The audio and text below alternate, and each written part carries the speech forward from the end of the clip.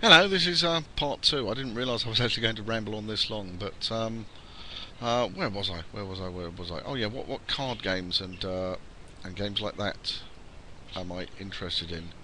I believe I was at. Hold on. Duh. See, I've lost my track of thought. That's typical. Yeah, that was it. It's that board games, card games, party games. I like D&D. Yeah, I really enjoy it. I've been I know that makes me a nerd, doesn't it? Sad git. But I've been part of a regular group who's played for years, and I've played ever since I was 11, and now I'm an old fart, 46, and I still play and I still enjoy it because it's a game that uses a lot of imagination. My favourite video game, I believe I said that on the last one, but short-term memory loss. I'm not saying no. I'm not saying anything on that. But right, yes, it's my favourite place to play it is on a site called Escaped from the Underdark because it's a player-led story world where yeah, well, we won't go into that. Okay, DCF to answer some of your other questions. I don't know whether I actually did. Which area of science interests me the most? That was it. Space travel interests me the most because it's that old proverb, don't put your eggs all in one basket. Well, that's what we human beings are. We're eggs, and the world is our basket, and we're all in it, and none of us are going to survive a major event such as super volcano going off or shut up. That's my radio going off in the background there. Yes, I do use that as well. That's one of my hobbies. I'm a I wish they'd get on frequency, the gits, but never mind. Yeah, that is one. Where was I? I've lost my track of thought.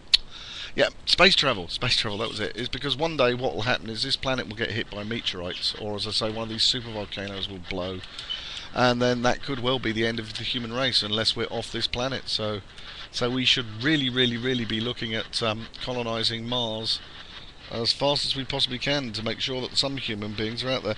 Excuse me, I'm going to get rid of that. I'll be right back.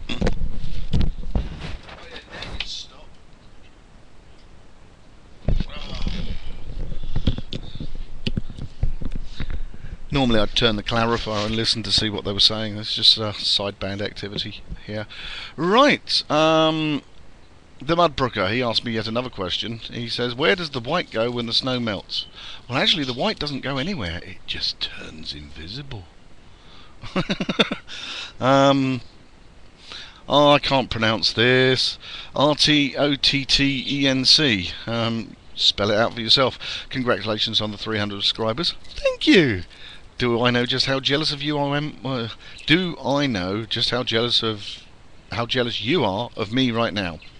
Yes, I do, because you just told me.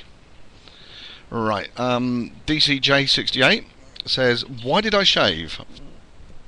Well, I think it's more a question of why didn't I shave.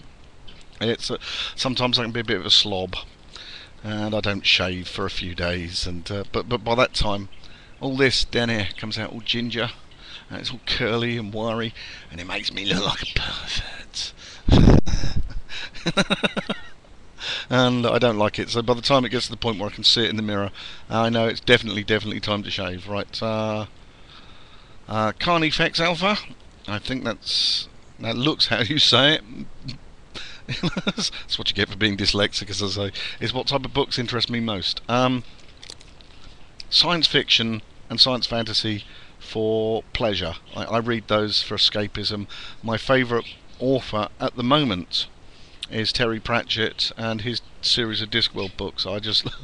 They are some of the few books that I consider to be laugh out loud funny. Whenever I get a new one of them, I will sit there and I will read it until I've finished it. I won't do anything else the whole day, except maybe get up, go to the toilet, have a cup of coffee or anything else like that. But I'll read his books till I've completely finished them.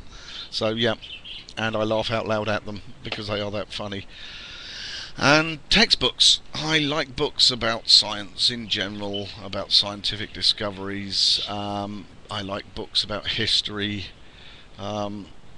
So yeah. So it's non-fiction, mainly on academic type subjects, and for pleasure, sci-fi. Yeah, and all that implies. Well, I told you I was a bit of a nerd. Right, and Hereticbooks, you asked me what part of England am I from? Well, I live in Devon, which is the southwest part of England. It's quite a nice part. We tend to have fairly mild winters down here because of the what you call it, the current that comes up from I can't remember the name of the damn thing. The current that comes up from the Gulf of Mexico. Um, yeah, and that basks our lump of granite, which Cornwall and Devon sits on, in nice warm water. So I live in Plymouth, by the way. And what do I feel about the NHS? I think the National Health Service over here in Britain is wonderful. I've never had any complaints about it. I know that some people have to sit on waiting lists for for non-life-threatening operations that cause them grief. But the point is, if you have a threatening operation, you have a life-threatening problem.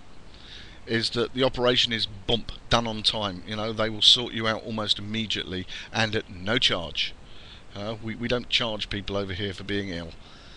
But there are improvements that could be done. One is to scrap the way the NHS is now being run, because it's broken up into different districts and health area authorities, which is bad.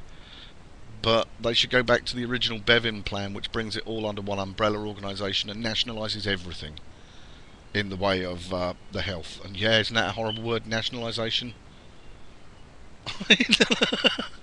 Well, actually, because you're seeing this in mirror image, I should do that. Long live the revolution, brothers.